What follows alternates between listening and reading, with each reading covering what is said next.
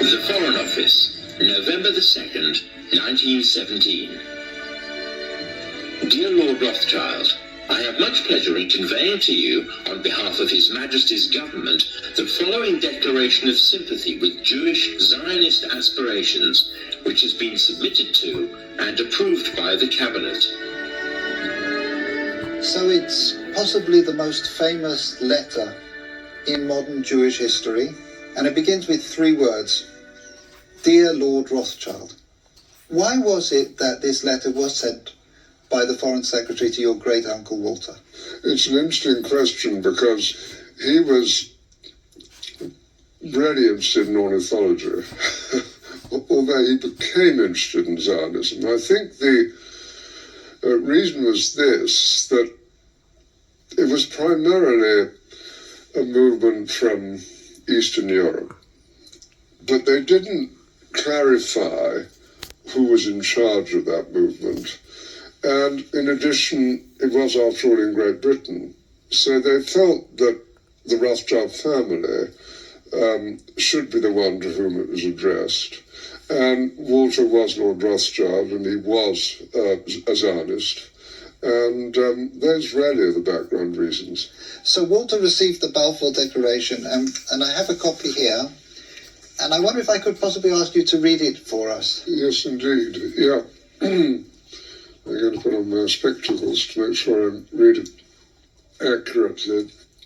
His Majesty's Government view with favour the establishment of Palestine as a national home for the Jewish people, and will use their best endeavours to facilitate the achievement of this object, it being clearly understood that nothing shall be done which may prejudice the civil and religious rights of existing non-Jewish communities in Palestine, or the rights and political status enjoyed by Jews in any other country.